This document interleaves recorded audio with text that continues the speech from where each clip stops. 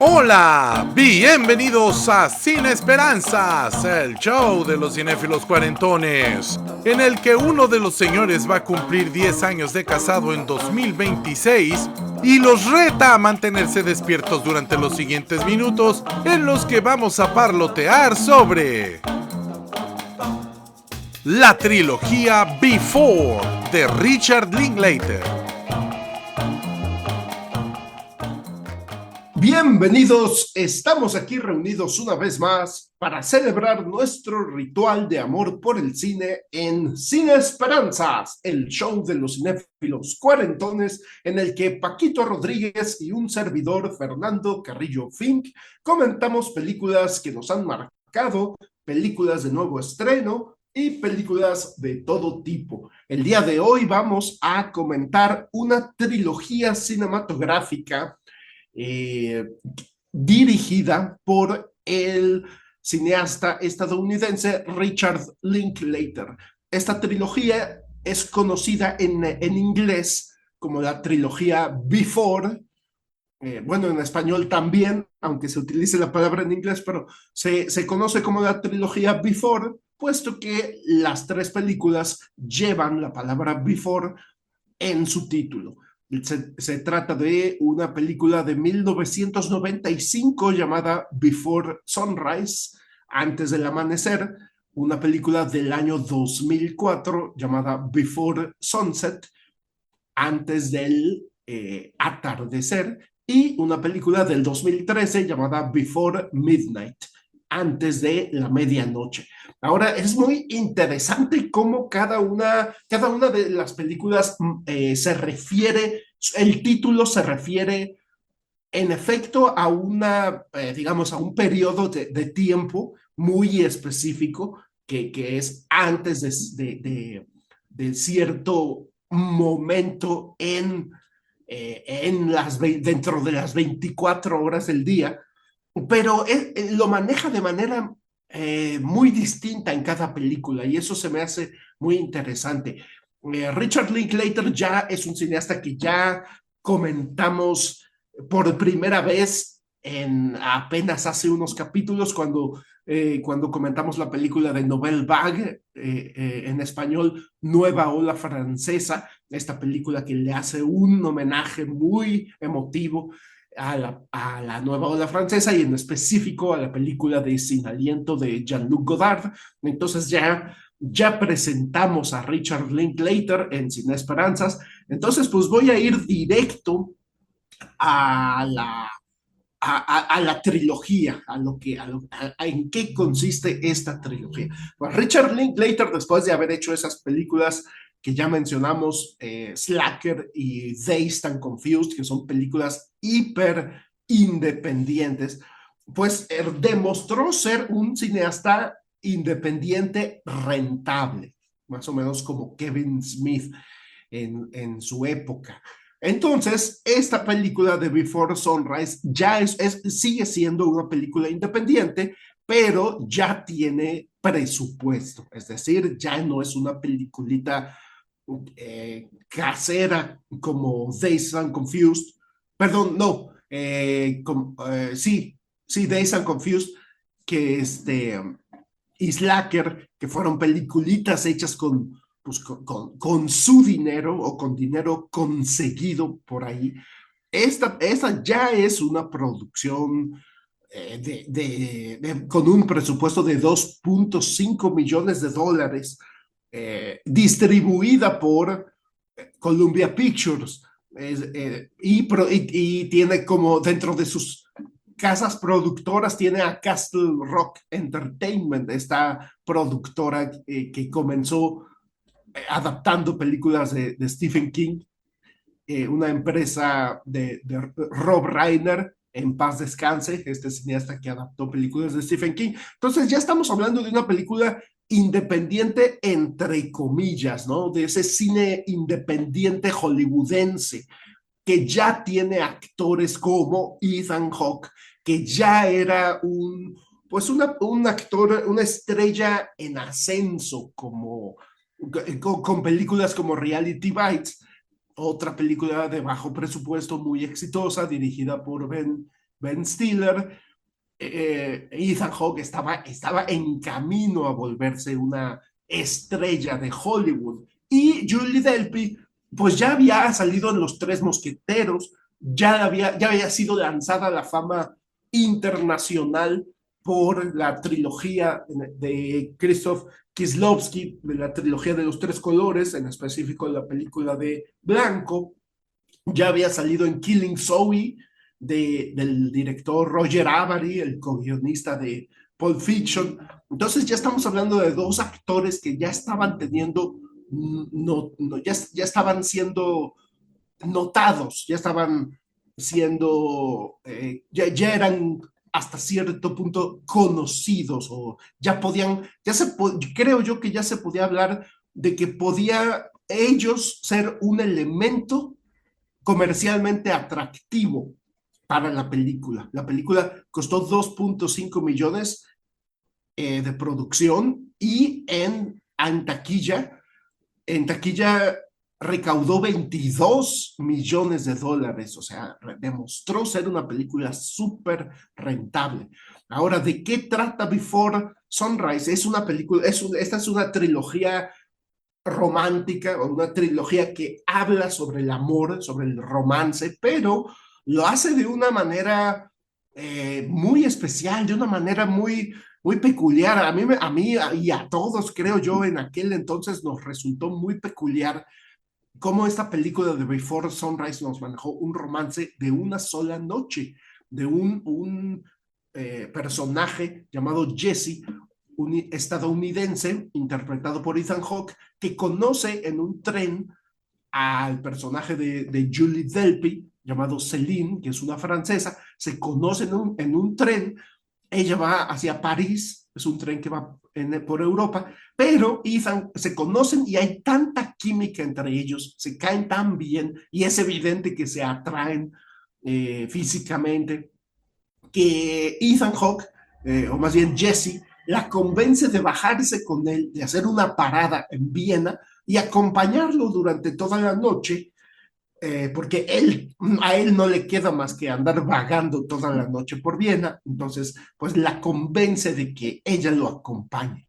Y a lo largo de la película hablan, ellos platican mucho, toda la noche platican sobre diferentes temas, y creo yo que en su momento resultó una película sumamente fresca, sumamente eh, propositiva para ser estadounidense, propositiva digamos, para ser casi hollywoodense, ¿no?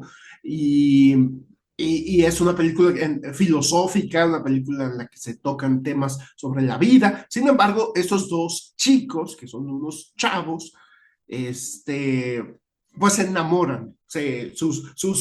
Sus hormonas y sus cerebros, sus químicos, sus neuroquímicos, etcétera, etcétera, hacen su trabajo, y cuando se dan cuenta ya están en un parque besándose, tienen relaciones sexuales en un parque, y pues sus cuerpos hacen su trabajo y les piden más contacto. Sus cuerpos, sus mentes, su psique, todo les pide volverse a ver. Entonces hacen un acuerdo. Digamos que en eso termina la película. Y aquí hago una advertencia de spoiler, porque vamos a hablar ampliamente sobre la trama de las tres películas. Ahí termina la película en donde hacen un pacto y quedan en que se van a volver a ver en esa estación del tren de Viena dentro de 6 meses. Ponen fecha y hora y dicen, aquí nos vemos, pero no intercambian teléfonos porque quieren comenzar justo donde se quedaron. Se pasa, como me dijo Paquito ayer o antier, se pasaron de románticos, porque no quieren hablar por teléfono, no quieren tener contacto hasta dentro de 6 meses.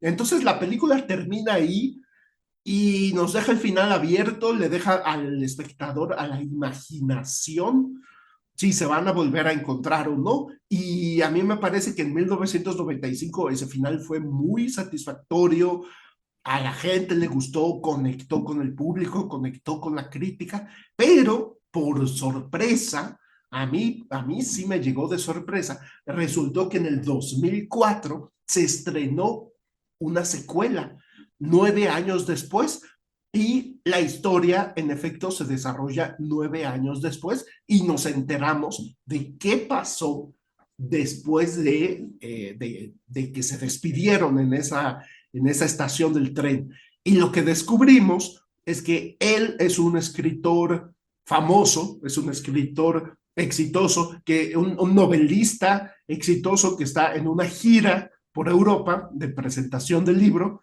y cuando llega a París, resulta que ella ya leyó su libro y resultó que el libro está inspirado, está basado en esa noche que estuvieron juntos. Básicamente esa es la historia de su novela, la experiencia que tuvo con ella 9 años antes. Entonces ella lee el libro y de plano le cae por sorpresa en la presentación del libro en París, y ahí nos enteramos de qué pasó después de esa despedida. Resultó que ella no pudo llegar porque se le murió su abuelita y literalmente pues ya no, era imposible agarrar un avión e irse a Viena. Literal, ahí sí, el pretexto "se murió mi abuelita" fue real. Y él sí llegó, se endeudó con su papá le prestó $2,000, tuvo que estar ahí en Viena varios días esperando a ver si llegaba, a ver si se la topaba, hasta pegó fotos de su rostro con un teléfono, pero pues ella nunca apareció. Entonces cada quien hizo su vida, él se casó, tiene un hijo de 4 años, ella ha tenido varios novios, ahorita actualmente tiene un novio que es fotógrafo y que viaja mucho, entonces se ven poco, pero la película es muy interesante porque si la otra es antes del amanecer, esta es antes del atardecer, y lo que me gusta mucho es que la primera película se desarrolla a lo largo de toda una noche y esta película se desarrolla en tiempo real, como dicen. Es decir, lo que dura la película es el tiempo que sucede en la historia. Entonces, si la película dura 80 minutos, literalmente nos están narrando 80 minutos de la vida de estos personajes. Entonces, tienen el tiempo medido porque él se tiene que ir en un avión y reconectan, se vuelven a enamorar, y es otra película, al igual que Before Sunrise, en la que hay muchos diálogos, en la que se tocan temas de la vida filosóficos y se vuelven a enamorar 9 años después. Y en eso termina la película. Una vez más, nos dejan el final abierto. Uno dice, pues ella le canta una canción que le dedicó a esa noche que pasaron juntos. O sea, él no fue el único que quedó marcado. Y además ambos se confiesan mutuamente que son infelices en sus relaciones sentimentales. Él es infeliz en su matrimonio, solo está ahí por su hijo. Ella es infeliz con su noviazgo y le confiesa que se siente un tanto frustrada porque le ha dolido mucho las rupturas de corazón que ha sufrido a lo largo de los años. Ya no sabe si volver a entregarse o no, está con ese dilema existencial, pero al final ella le canta una canción en la que le demuestra que esa noche que tuvieron en la primera película la marcó para siempre. Entonces uno se queda con el final abierto a especular si van a hacer algo para estar juntos o no, pero cuando llega la tercera película, que también para mí fue una sorpresa, ya para entonces, tanto la segunda como la tercera fueron coescritas por Richard Linklater, Julie Delpy e Ethan Hawke. Es decir, entre los tres sacaron todas las ideas y escribieron los diálogos juntos. Y eso hace que se sientan muy naturales, que se sienta como que estás viendo personas de la vida real. Y entonces la tercera película llega en el 2013. y justamente son otros 9 años después del final de la película anterior y nos enteramos de que sí se casaron, él dejó a su esposa, estuvieron viviendo en Estados Unidos un tiempo, como 2 años, de ahí ella se embarazó y le pidió que se fueran a vivir a París, se fueron a vivir a París, él continúa con su carrera de escritor, tuvieron dos gemelitas y cuando la película comienza, estas dos niñas ya tienen como 7 años, el hijo de él ya tiene como 14, los fue a visitar, estuvieron en Grecia en el verano, se tomaron unas vacaciones y de repente descubrimos pues que obviamente su matrimonio no es perfecto y se me hace súper interesante cómo la película nos va llevando hacia el terreno del conflicto marital, porque al principio pareciera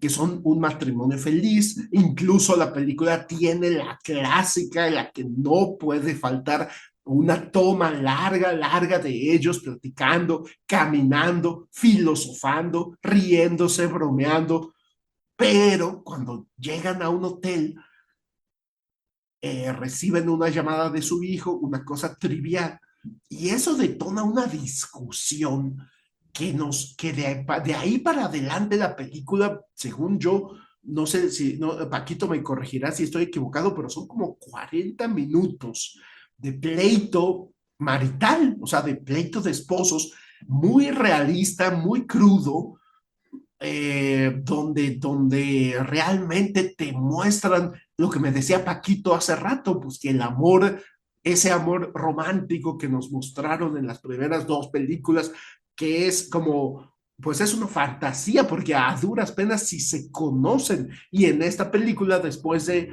ya varios años de matrimonio, 8 más o menos, creo, 8 años de matrimonio, pues ya se conocen de sobra. Entonces, la discusión revela el montón de cosas que ambos sienten, piensan, que las cosas que no les gustan, las cosas de las que ya están hartos, y a mí me parece que es genial, impecable esta secuencia larguísima. Y bueno, pues ya, al final, pues ya la cosa terminan más o menos en paz, no se divorcian, para decirlo en pocas palabras, pero bueno, hasta aquí voy a dejar la introducción. Disculpen que me extendí tanto, pero son 3 películas que había que mencionar. Pero bueno, a mí me interesa mucho saber qué le parece a Paquito esta película y por lo tanto le cedo el micrófono. ¿Tú cómo la viste, Paquito? Hola Fernando, muchas gracias por estar conmigo el día de hoy. Estamos de nuevo en Sin Esperanzas. Hace poco hablamos de Nouvelle Vague, que es la más reciente película de Linklater, y platicamos de que era necesario ya hablar sobre la trilogía Before, que es una de mis películas favoritas, sobre todo la primera. Es en realidad una de mis películas favoritas, pero me pasa lo que me pasa con muchas otras grandes películas del cine que me imponen mucho. Yo les he hablado ya en otras ocasiones de cómo Los Siete Samurái de Akira Kurosawa me daba miedo verla, porque es de esas películas que te da miedo que no te guste, porque pues es una joya del cine y pues da como cierta inseguridad pensar, híjole, si no me gusta, a lo mejor yo estoy muy tonto, o a lo mejor todo el mundo está tonto y la película es muy mala, y ese tipo de ideas tontas que tenemos los que somos obsesivos compulsivos. Pero bueno, pues cuando me atreví a ver Los Siete Samurai, vi una de mis películas favoritas hasta la fecha, a pesar de que es una de mis películas favoritas, no la veo sin intención, o sea, no la veo nada más por rellenar el tiempo, le tengo que poner mucha atención y tenerle muchas ganas. Pues lo mismo me pasa con la trilogía de Before. Yo la primera vez que la vi, incluso creo que la vi pirata, porque tenía yo boletos para el cine. Entonces yo no estoy muy seguro si fue que las bajé para poder verlas antes de ir al cine a ver Before Midnight, o si fui a ver Before Midnight porque vi las otras dos, pero estoy casi seguro que fue así, que las bajé de internet para verlas antes de ir a ver Before Midnight al cine. El asunto es que me gustaron muchísimo, muchísimo. Me sentí muy identificado con los dos personajes, no solo con Jesse, sino con los dos. Sin embargo, es una película que requiere de voluntad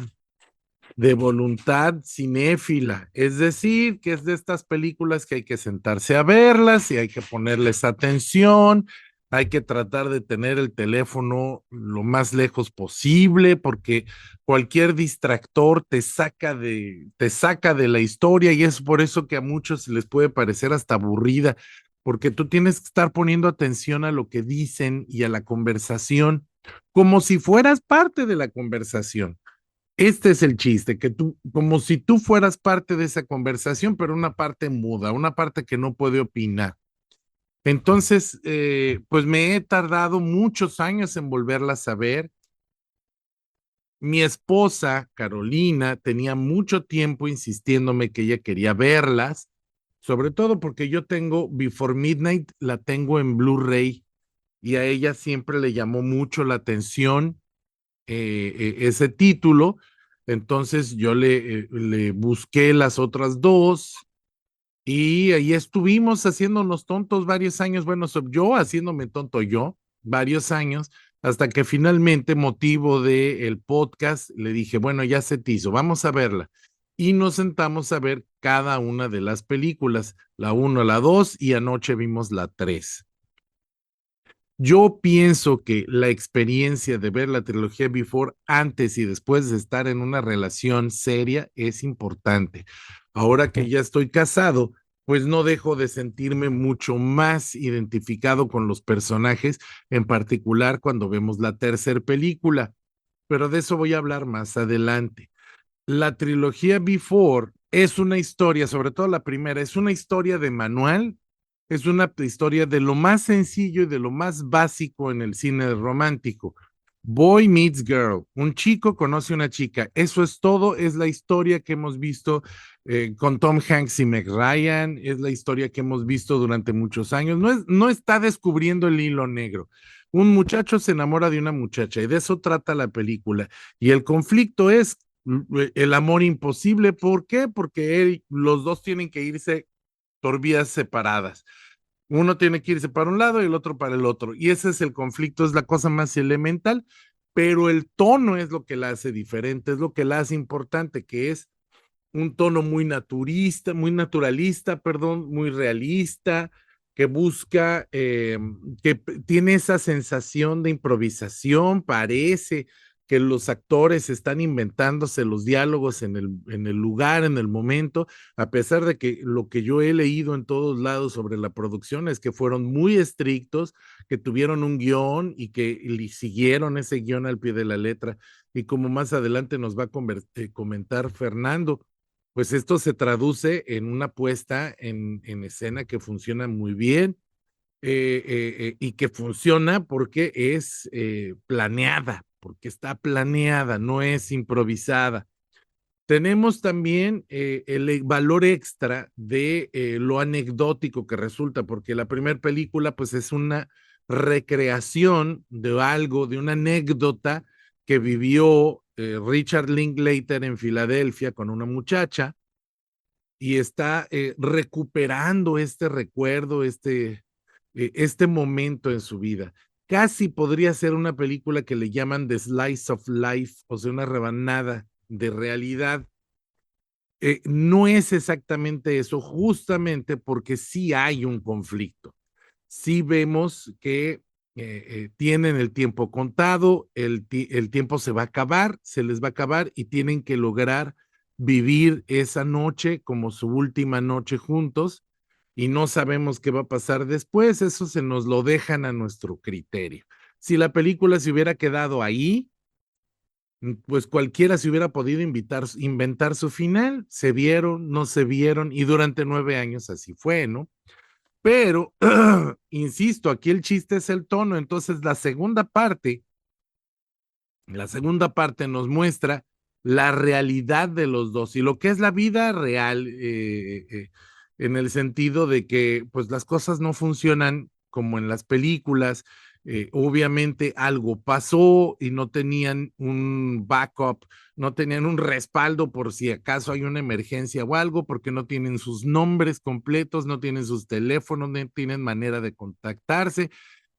Ellos mismos sabotearon su relación, y la segunda es un evento fortuito, el destino y el deseo de verse los vuelve a reunir 9 años después, 9 años más tarde.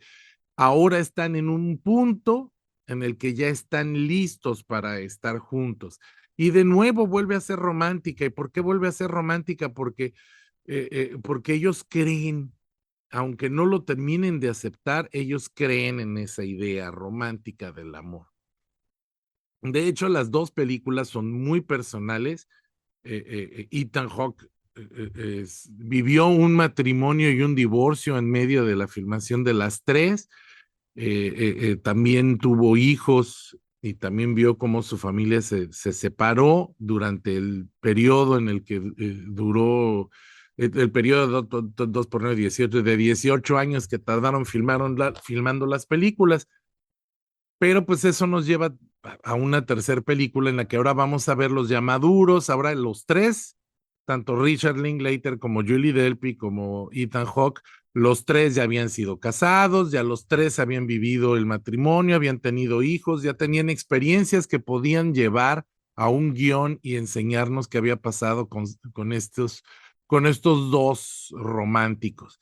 Pero ahora en la tercera, pues ya se trata de nuevo el realismo, del tono realista de la historia y de cómo ese amor romántico, ese amor ideal del que habla, que experimentaron durante las primeras dos películas, pues sí puede ser real, pero ahora tiene que superar ese momento que superamos todo, que es el aburrimiento, el rencor, los roces que se han ido acumulando, la costumbre de estar juntos.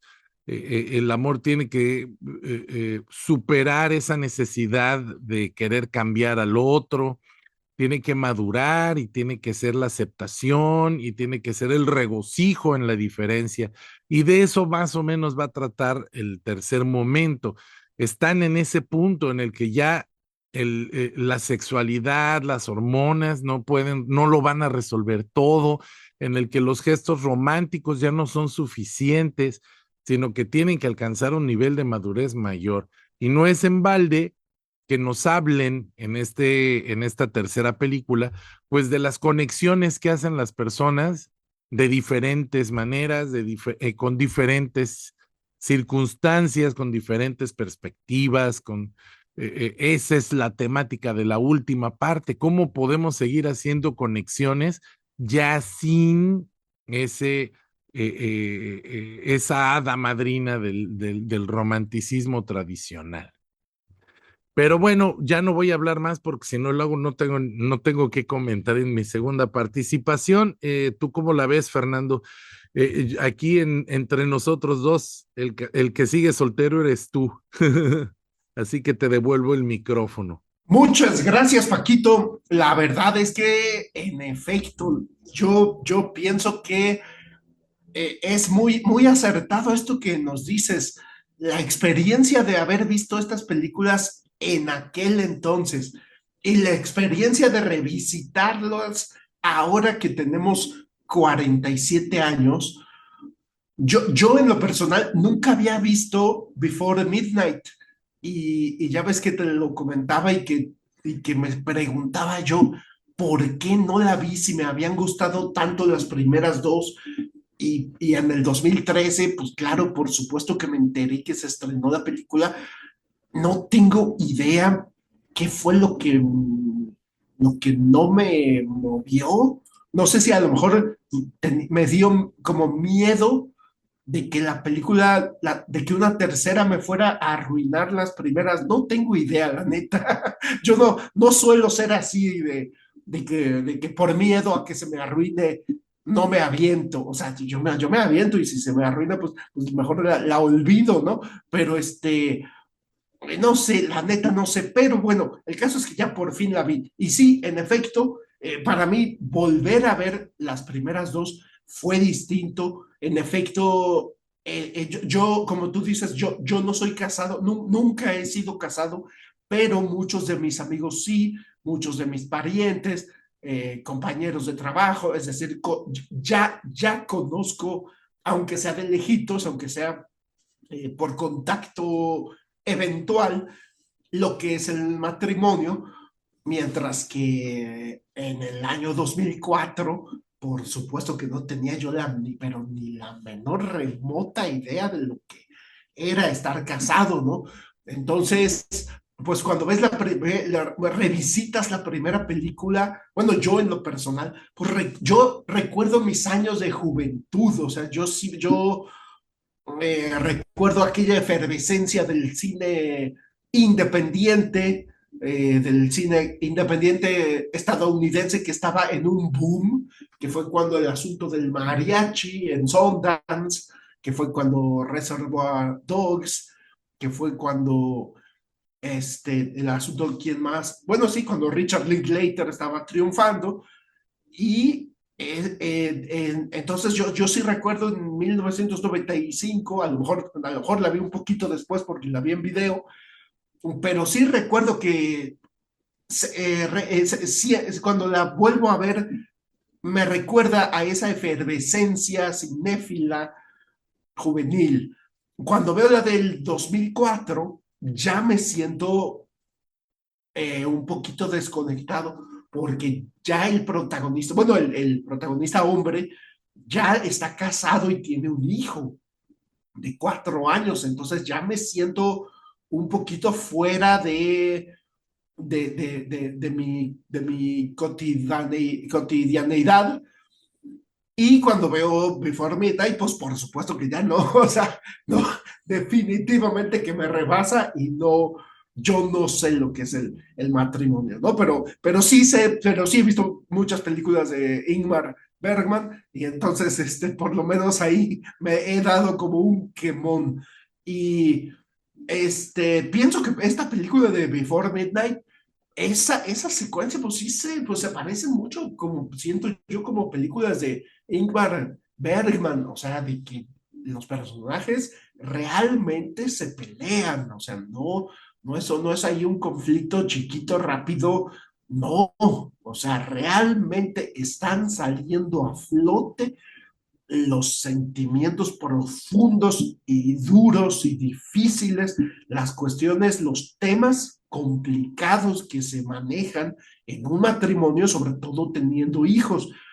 Eh, Otra cosa que quisiera comentar es que justo esto que tú dijiste, pues de esta sorpresa que nos llevamos porque se maneja mucho la leyenda urbana, justo lo que decías hace rato, de que los diálogos, de que se maneja la leyenda urbana de que los diálogos en buena medida estuvieron improvisados, que había como una línea básica en estas tomas larguísimas de ellos caminando, que había como una línea básica a conversar y que ellos le metían de su cosecha en pleno rodaje y esa leyenda urbana se fue perpetuando y yo la compré porque pues yo tenía un recuerdo vago de esas películas, o sea, mi recuerdo de Before Sunrise es de los años 90 y mi recuerdo de Before Sunset es pues, del año 2004, 2005, o sea, de hace 20 años.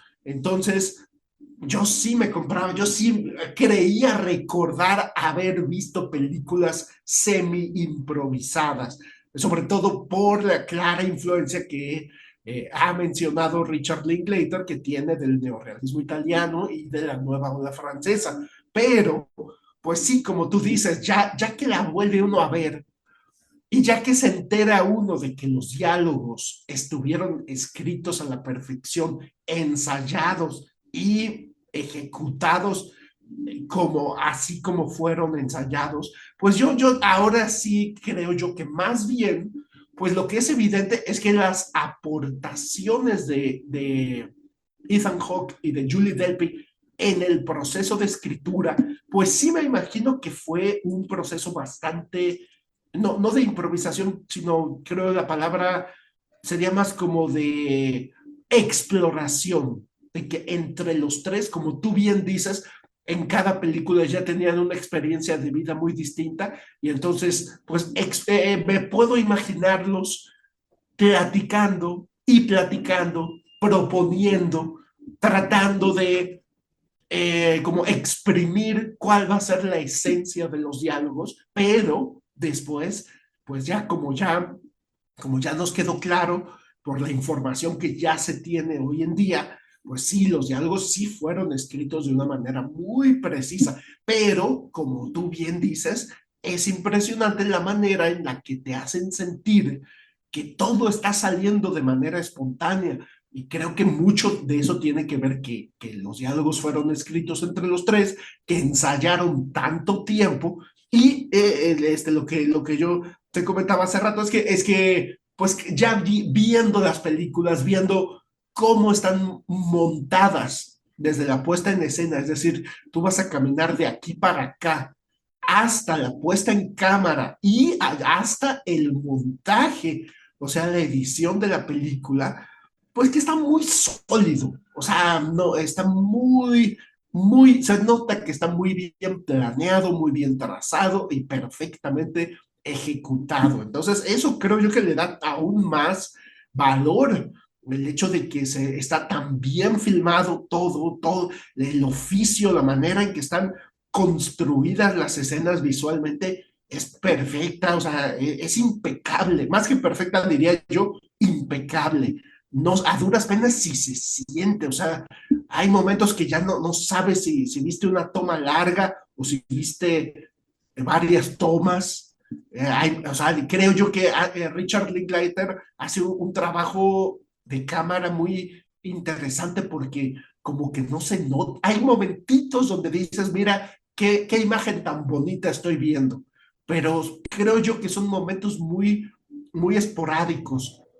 Yo siento en lo personal que la cámara trata siempre de no interponerse entre el público y los personajes, y eso creo que es lo que le da ese dinamismo y esa sensación de verosimil, de realismo, esa verosimilitud y esa sensación de estar viendo realmente a esos personajes. Y además creo yo que se le debe reconocer mucho tanto a Julie Delpy como a Ethan Hawke cómo se adueñan del personaje, o sea, cómo en las tres películas no te queda duda en ningún instante que estás viendo al mismo personaje 9 años después y después 18 años después, pero se sienten tan genuinos, que están tan bien trabajados y se adueñaron de los personajes que yo sí creo que es una gran trilogía, o sea, es una trilogía que muy coherente dramáticamente, muy coherente temáticamente, visualmente, actoralmente, musicalmente, todo el sonido, diseño de sonido, las atmósferas, es tan redondito que sí, o sea, creo yo que es una trilogía que queda para la historia como una como, pues, incluso más sólida que El Padrino, porque El Padrino 3 como que rompe un poquito el tono, eh, eh, más sólida a lo mejor incluso que Star Wars, porque también el retorno del Jedi medio te rompe un poquito el tono, para algunos, para otros no, pero aquí creo yo que es una trilogía casi perfecta. Eh, yo pues ya con esto termino mi segunda participación y le regreso el micrófono a Paquito. Muchas gracias, Fernando. Híjole, pues, ¿qué puedo yo agregar a tan bonita disertación? Eh, Me parece que la tercera, Before Midnight, es quizá la más difícil de ver porque justamente rompe con esa visión romántica del amor ideal. De hecho, todo el tiempo es un debate en el que plantean que no existe tu media naranja, que no existe esa contraparte que te va a balancear, sea hombre, sea mujer. Entonces, este debate de las conexiones, decía yo en mi primera participación, pues toma mucha fuerza y se convierte en el conflicto entre los dos como pareja. Y uno como casado, yo ya voy a cumplir 10 años de casado, pues todavía me falta mucho camino por recorrer. Antes de que mi mamá muriera, ya tenían 45 años o 46 años casados, una cosa así bárbara. Pero pues lo primero que pasa es que se va apagando esa llama de la pasión, pero no quiero decir que se termine el deseo, sino que quiero decir que se vuelve cotidiano. Entonces que uno tiene que superar eso y encontrar justamente la satisfacción dentro de uno mismo y no dentro de su pareja. Pero no significa esto que no te acompañe en todo momento esa persona. Entonces, en el debate que se da, pues hay unos que te dicen, no, pues nosotros estuvimos casados X mil años y ella era un individuo y yo era mi propio individuo y los dos respetábamos nuestra individualidad y eso nos hizo querernos y amarnos durante tanto tiempo, que acaba reforzando la idea de que sí, sí existe una mitad. O hay otra que dice, no, pues para mí mi esposo lo era todo y extraño los pequeños momentos, extraño los detalles y me obligo a recordarlos porque en la medida en la que lo recuerdo, lo tengo en mi corazón. Y luego sale otros que, no, nosotros ya sabemos que nos vamos a divorciar, entonces pues estamos viviendo de aquí hasta que llegue el divorcio y ya lo aceptamos como parte de la vida, que de hecho es un matrimonio joven, bueno, no creo que no están ni casados, pero que son una pareja joven que hace todavía esos gestitos de novio de secundaria, de que se conectan con la laptop y se miran, ay, ay, y se duermen viendo la laptop. Y vas viendo todas estas relaciones y en el fondo pues están ellos dos teniendo un gran conflicto. El conflicto más grande se da porque el personaje de Ethan Hawke le surge la necesidad de estar con su hijo y su hijo vive en América, en el continente americano, su esposa se lo llevó a Chicago, además se ve que hay una mala relación con la ex esposa, hay una muy mala relación con la ex esposa que odia a la nueva pareja de Jesse y que para hacerles daño utiliza al niño, es violencia vicaria y como ella tiene este, ay Dios mío, ¿cómo se llama? Bueno, pues ella tiene al niño, entonces lo utiliza para maltratarlos o para lastimarlos, y él quiere irse a Estados Unidos para estar cerca del niño, pero en realidad solo va a poderlo ver cada 15 días. Entonces, Celine no quiere irse, dejar todos sus planes y toda su vida y frustrar su vida para que él nada más pueda ver a su hijo una vez cada 15 días y para que esté cerca de la vieja loca de la ex esposa. Eso está haciendo una tensión entre ellos, porque Jesse sí puede dejarlo todo y quedarse con ella en Europa, pero ella tiene miedo de que él le vaya a resentir y que vaya a tenerle ese resentimiento guardado hasta que explote en el peor momento. Y lo peor es que ella tiene una propuesta de trabajo, que además es una propuesta de trabajo que le interesa mucho, pero con una persona que ella detesta, con la que detesta trabajar. Entonces, a los dos están entre la espada y la pared porque es algo que quieren mucho, pero que les va a costar mucho. Y eso es lo que los tiene tensos. De por sí que la personalidad de Celine es más explosiva, es menos conciliadora. Jesse siempre ha sido el conciliador en la pareja, pero eso los va a ir arrastrando y eso es un hecho de todas las parejas. En algún momento va a haber roces porque los caminos empiezan a querer agarrarse por separado y casi siempre uno de los dos tiene que sacrificarse y si no tiene la madurez o si el cariño no supera esa etapa de pasión, de amor pasional, pues eso puede tensar mucho la relación y rompértela.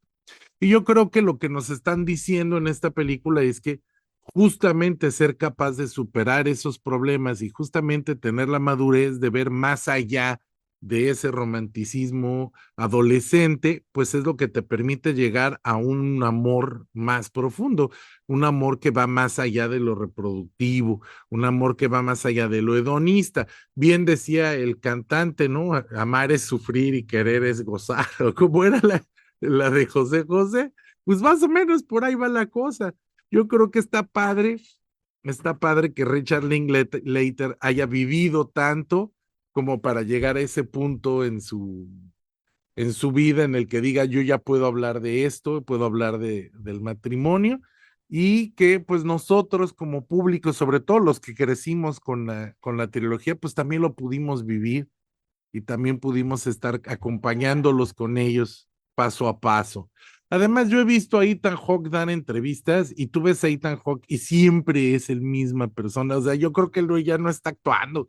Tú cambia a Julie Delpy por Uma Thurman y ya, ya se vuelve documental. Ya Julie Delpy no la conozco también. No creo que sea tan neurótica, no se ve que sea tan neurótica como su personaje, pero hay muchos destellos de la vida de ellos en el programa, en la película, perdón. Por ejemplo, en la segunda vemos muchas fotos de Celine con su abuelita y son las fotos de Julie Delpy con su abuelita. De verdad, todas son fotos de verdad de su álbum familiar. Y cuando van subiendo al departamento de Celine, hay unos señores de edad que los saludan, que están haciendo una fiesta en el jardín, y esos señores son los papás de Julie Delpy, son los papás de Julie Delpy. Entonces, sí hay elementos biográficos en las tres, por supuesto que hay elementos biográficos en las tres películas. Y pues Ethan Hawke tenía a su hijo y a la niña que tuvo con esta Uma.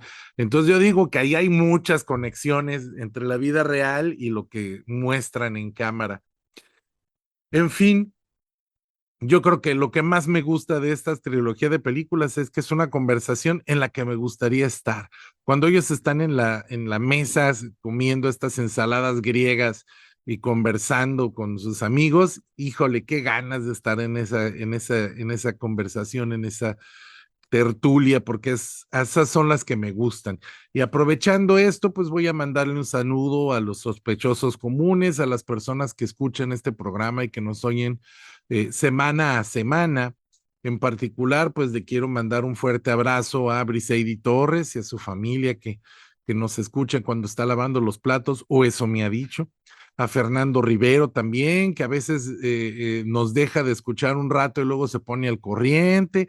Le mando un fuerte abrazo también a Omar López, Chipi López, que pues nos pone mucho like, así que espero que nos esté escuchando. Me gustaría mucho que dejara comentarios en YouTube o en Facebook, donde se pueda. A Víctor Domínguez, mi hermanito, que nos escucha mucho, es el más puntual de nuestros escuchas y muchas veces nos ha inspirado varios capítulos. Por supuesto, a Carolina González, nuestra productora ejecutiva, que el día de hoy está aquí junto a mí en la cabina, que qué apropiado, y a quien le dedicamos este programa, cómo no. Le faltan 20 minutos de ver de la película, espero no haberle spoileado los últimos 20 minutos. Y también, pues, a Mario Humberto, mi hijo, el producto de nuestra trilogía, de nuestra trilogía de amor. Te devuelvo el micrófono, Fernando, no sin antes agradecerte el tiempo que has dedicado a este programa. Tómala. Muchas gracias a ti, Paquito. Y sí, la neta es que me parece fascinante. No sabía esto de la abuelita de Julie Delpy, no sabía esto de sus papás, pero sí creo yo que se siente que hay muchos elementos biográficos y que por eso se siente tan genuina la trilogía. Y todos estos dilemas que mencionas que tiene este matrimonio, el hecho de que él es divorciado, que son de continentes diferentes, que su hijo está en otro continente, que él se sacrificó para irse a vivir a París para tener a sus hijas con ella, que lo del trabajo de ella, que ella piensa que Ethan Hawke, que Jesse se quiere ir a Chicago, son dilemas tan fuertes.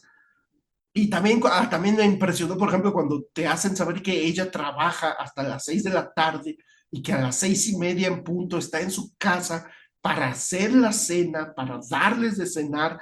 O sea, todas esas cosas tan mundanas y cotidianas que son las que generan conflicto y roce, como tú dices, en la pareja, creo yo que está manejado de manera impecable. O sea, realmente se siente que estás viendo algo como de la vida real y los diálogos son perfectos, a mi parecer. Pero bueno, ya con esto voy a despedir el programa y no me queda más que agradecerle y mandarle un fuerte abrazo a nuestra productora ejecutiva, Carolina González, que nos permite tomarnos este tiempo para hacer el podcast. Un abrazo a su hijo Mario Humberto, por supuesto, y un abrazo, un agradecimiento profundo a mi compañero y amigo y hermano del alma, Paquito Rodríguez, por todo este tiempo que le dedica al podcast, y por supuesto un abrazo y un agradecimiento profundo a usted que nos está escuchando debrayar sobre cine. Yo soy Fernando C. Fink y nos vemos hasta la próxima.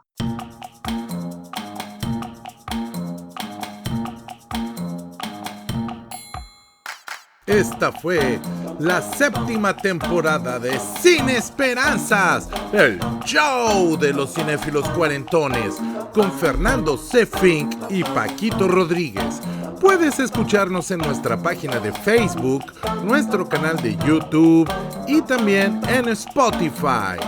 ¡Hasta la próxima!